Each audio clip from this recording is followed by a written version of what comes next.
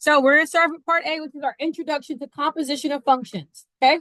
So composition of functions, remember how during the Kahoot, I said this problem is an example of what we're going to be doing?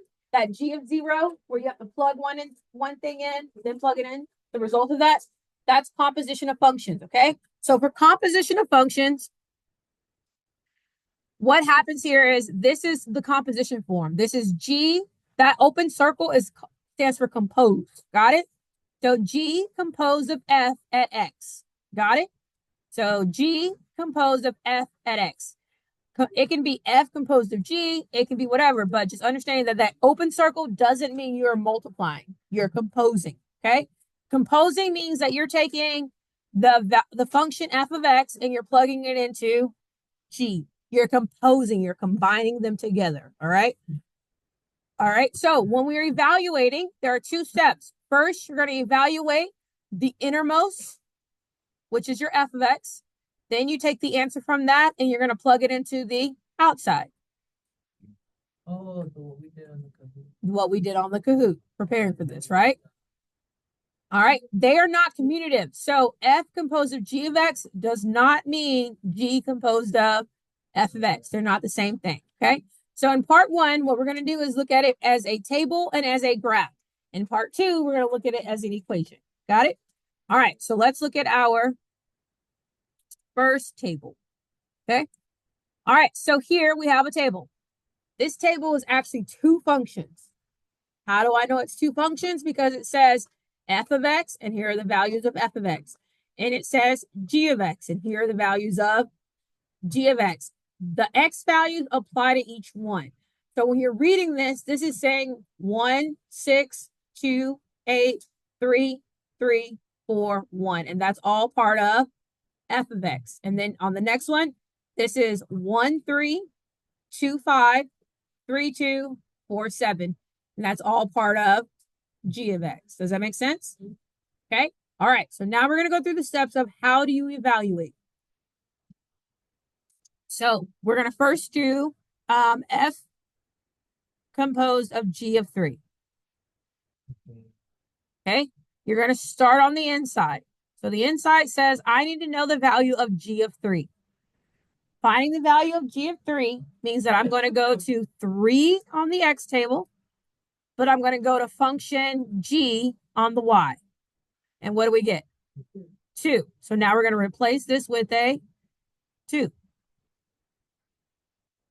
So now I'm looking for F of 2, which means I'm going to go to 2 on the X table, and I'm going to go to function F. And what do I get?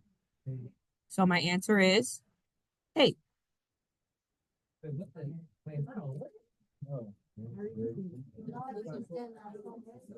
Yes? All right, let's do it again. Okay, so we're going to do it again. So we have G composed of F of 3. We're going to start on the inside. So our inside says we're going to go to 3 and then go to function F, right? So we're going to go to X equals 3 and go to function F. So I go to X equals 3 and I go to function F and I get what? 3. So I'm going to now substitute that in. So F of 3 equals 3. Now I'm going to go to X equals 3, but I'm going to function G. So I go back to X equals 3, but I'm going to function G. And what is my final output? 2. And that's how you compose tables. What do you mean? You go to where it says. So I go to X equals 3, go to function F. That's it. Oh, so we're trying to get. Oh, okay. All right. I'm going to come around and help you all, but I want you to do the you do. Okay. And check with your table. So if you need help, raise your hand and I will come and walk through this one with you. So let's see how we did. So on the first one, you had F. Uh-oh, I can write. F composed of G at 1. What'd you get?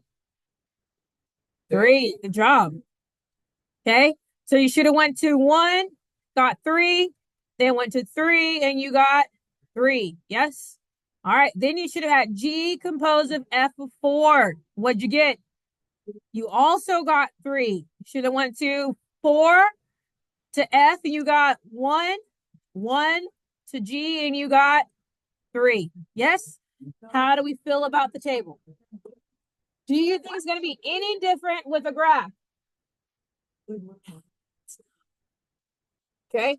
All right. So Wait, hold on. So the answer was 3 for both? Yeah. Well, I put 3 at first, and then they told me I was wrong. Yeah, keep your believe in yourself, Luis. Believe in yourself. All right, here we go. So now we're going to do it with a graph, okay? So normally your graphs are on one plane, okay? But for our notes and for learning, I have them separated. Does that make sense? But normally the graph would be on one plane, okay? So this is graph G, and this is graph f of x, right? So on the inside, the innermost, it tells me I'm going to go to graph G and x equals 1. So I'm going to go to graph G and I'm going to go to x equals 1. And what is my output? 3.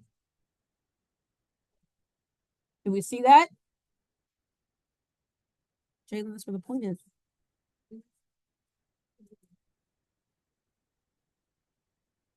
Okay. So that means that now this now becomes f of what? 3. Which means that we're going to now go to graph F, go to 3, and what is our output? 6. So our final answer is 6. How do we feel? Good? All right.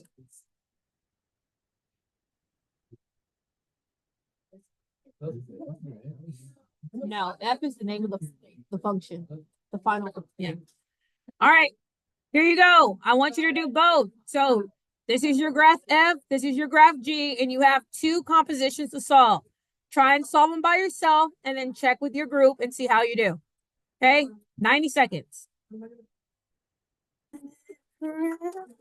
All right, so on the first one, it says G of -6. So we're going to go to G. This is graph G, right? So on G, we're going to go to x equals -6. So x-axis, go to -6, and we go up, and what's our output? 3. So now it says go to F. So we're going to go to graph F, and we're going to go to x equals 3, and what's our output? -2. So your final answer should be -2. Yes? Do we have an aha moment somewhere? Ah, I'll take it. I'll take it. All right, now on the next one, you have f of -4. Yes? So that means we're going to start at f.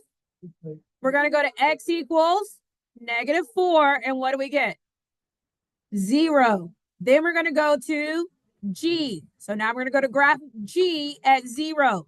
0 takes us to -3. So your final output is -3.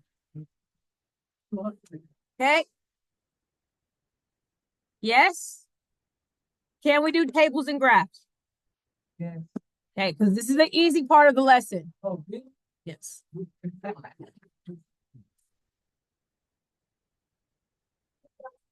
All right.